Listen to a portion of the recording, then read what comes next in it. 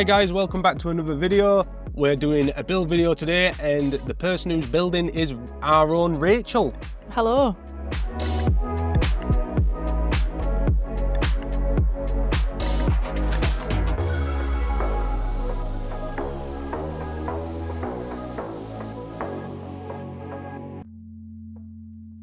Okay, so we're on with equipment to start off with.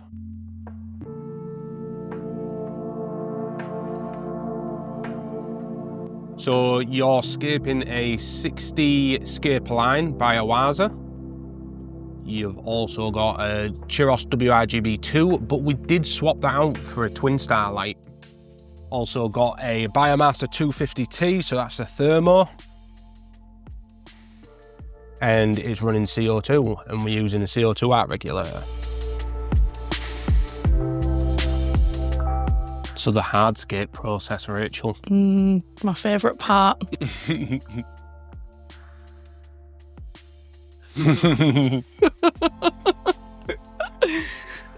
So what was the thought behind this then? It kind of just started from a piece of wood that I'd spied in the hardscape room. And it's the piece that I've just put in there. And then it just kind of went from there really. So it was that single piece of wood that I really liked the look of, and I knew I really wanted to use the Tiger River cobbles just because they haven't been used in the gallery, so I wanted to use things that were new to the gallery. But I just really like the look of Tiger River cobbles because they look like really natural. They've got a really nice colour tone to them. So it just kind of stemmed from there really. I didn't have a clear plan. I kind of played around in the dojo a little bit. You know what?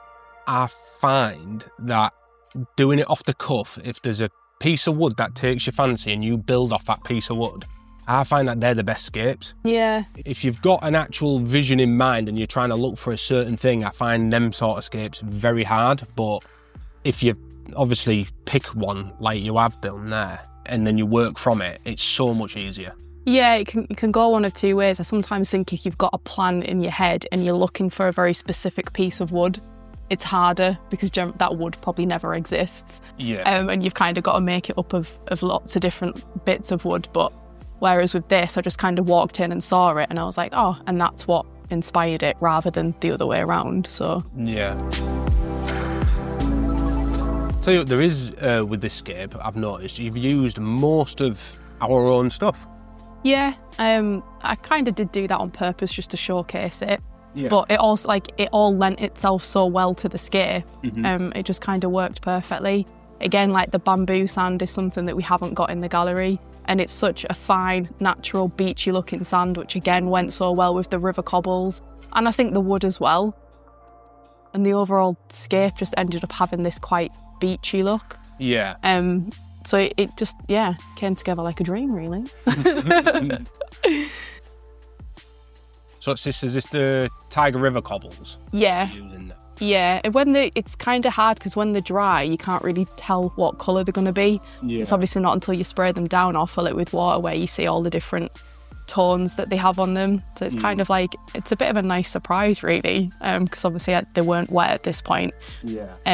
But yeah, they all have a very slightly different colour tone, which again adds to the really natural effect, but they're all sort of beigey or reddy or orange or, you know, that kind of thing. So it...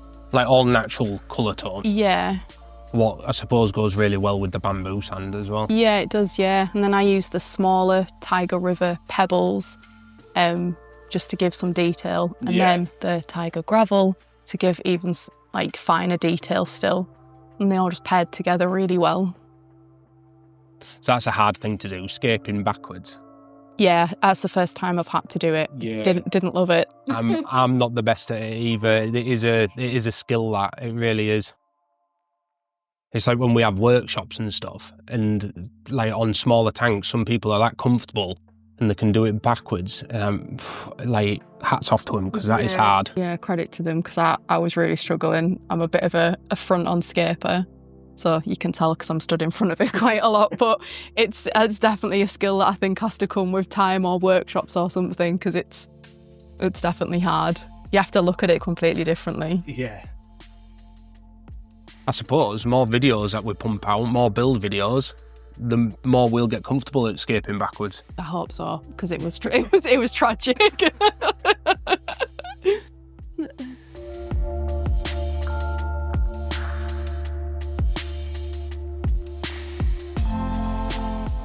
It's always quite hard placing pebbles randomly, but yet you're doing it on purpose. Yeah. Yeah, because you want it to look natural, but not man-made. Yeah, so it was a lot of putting in and taking out. But there was no like rhyme or reason to where I was putting things. It was just kind of whatever looked best. But it was a lot of putting in and taking out and just trying to get it to look as random as I could. But you're also kind of using the pebbles to give some support and structure to the wood, because obviously I was needing to glue them to the pebble, so they have to go in certain support places as well. So it's... Yeah, because you don't want that wood floating, do you? No. Because that stuff's really buoyant as well, because that's red moor root. It's dark moor root. Oh, is it dark moor? Yeah. Which is nice because it's a little bit darker, and I think dark moor doesn't produce as much fungus underwater as red moor root does. Yeah, saying that, yeah, it doesn't fungus up a lot, did it? I think it must be treated with something. But that is a benefit to it, is that you don't get that white fluff as much. Soil scoop for the soil. They're also really good for like your detailing, like gravels as well, aren't they, them scoops? Yeah, I think I used it for that as well.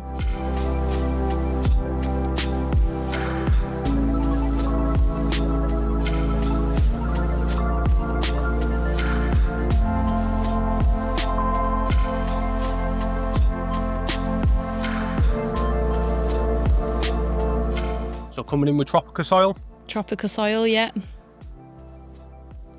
I love a time lapse. Yeah.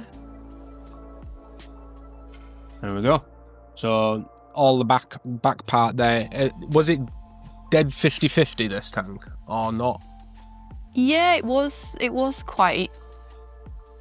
When I was doing this bit, like during the scaping at this point, I didn't have a plan to add any more wood. Yeah. But then when I looked at it, I kind of thought, oh, it did look a little bit flat, and it was very much foreground, midground, background. Like it was like this weird 50-50 divide, because that wood sits right in the middle of it, which I think could have worked, but I just wanted to add a little something extra. Yeah. So after sort of sitting with it for a day and looking at it, I ended up adding a little bit more wood to it, which I think worked.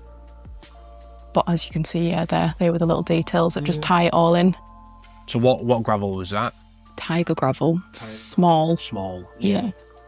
It's good because we've got two sizes of that. Yeah, we've got lots of different grain sizes and lots of different things.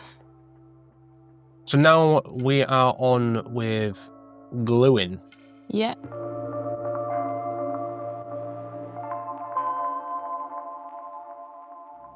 This is that extra piece you added in. Yeah.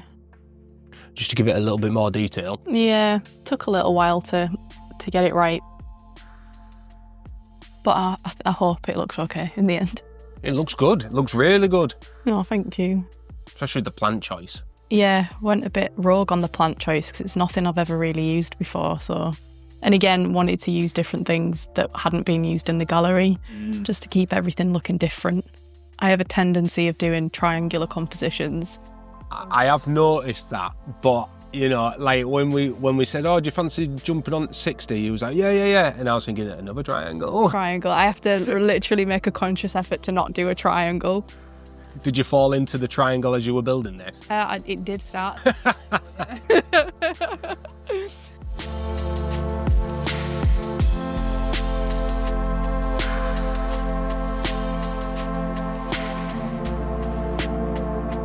Here you go. So here's the tissue trick. Yeah. So you just literally bond two pieces together. So you push tissue in, come over the top with some hardscape glue, drizzle that over the top. Start smoking. Yeah, you've got to put a little bit on there to get it to smoke though. If you only put a little bit on, it tends to not smoke, but if you're really coming strong with it, it'll start smoking. Yeah, it really needs to seep into the tissue to get that reaction. But solid as a rock when it's... Yeah, once it stops smoking, generally means it's gone off and it's done. Yeah.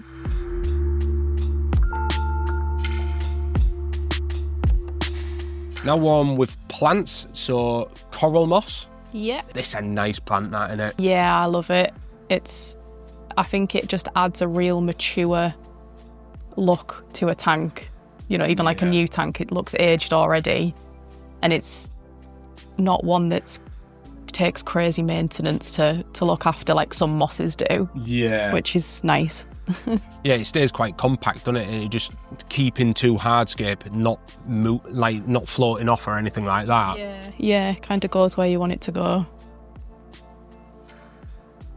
So I'm hoping that will fill in a little bit more in the foreground. I'm sure it will. It'll probably take about, 20 years to get double that size. Yeah, probably. Yeah, you've got to come in strong with that stuff if you're wanting to cover a large area, get plenty of pots of it. Yeah. So this plant you're putting in now is that mini coin? It is, yeah.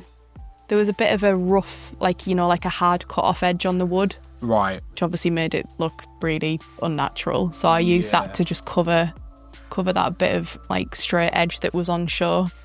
And then by the time they grow in, you'd never know. So, but I like Anubias mini coin because it stays nice and small, and again in the foreground it just helps keep scale. Yeah. Yeah, getting back to the whole cut edges thing, that is one thing that, if you've got a shape that you like in a scape that you build, it's easy to kind of cover imperfections by using a plant. It's so much easier. Yeah. So I remember when I first started aquascaping, I was like, it had to be perfect. Yeah. From the get-go, and now, not gone lazy with it, but using plants is so much easier. Yeah, you realise how much plants can hide your mistakes. Yeah. Like, you could have a potentially weak hardscape, but by the time the plants are in, it can completely transform it. Yeah. Yeah, I think you've got to look at hardscape layouts as it is the bones of the tank, and then your plants are what bring it all together and soften everything down. Yeah, because at the end of the day, you sometimes lose a bit of hardscape to your plants anyway, so that bit that you might get really hung up on, or that bit that's maybe not at the right angle, because there was a bit of wood in here where I was like, I don't know if I've got that at the right angle. But then by the time the plants grow in, they hide certain things, they cover certain things, like you said, they can soften edges and stop maybe vertical lines looking so vertical. So you don't have to get so hung up, because your plants will do a lot of work for you. Although I say that, these plants are probably going to take a bit of a long time to do some work for me, because I've used a lot of crypts in this tank. Yeah. So Cryptocoryne that she was just planting previously there are a slow growing plant. Don't need CO2, but if you provide them with CO2, it speeds up the growth a lot more, and you get lusher growth out of it. Yeah. What Rachel's done with this is that the central part is primarily a lot bigger than the sides, to give I suppose a bit of an arch. Yeah, a bit of a dome, yeah. So this is a plant that's it's crazy. It's an Aponogeton. Yeah. So this is Aponogeton Crispus. Yeah. Which stays a bit of a sort of narrower leaf than other Aponogetons. And then I have used a lace plant as well, Madagascariensis, I think you pronounce it. I don't know. But you and me trying to pronounce that. That was added after. Yeah. Because I was like, that is such a cool plant. Yeah. It does. The only thing is it does get quite big, so it might take a bit of sort of trimming and trying to stunt it. Yeah. Or just keep removing the larger leaves. And there's also an Echinodorus in there. Red diamond, I think it is. And then you put some grasses in there as well, just to soften the boldness of the big leaves. Yeah. What's a good trick? We see it done, but we've never done it. I don't think there's a tank that we have done that with yet, where you use the big stuff plus your fine.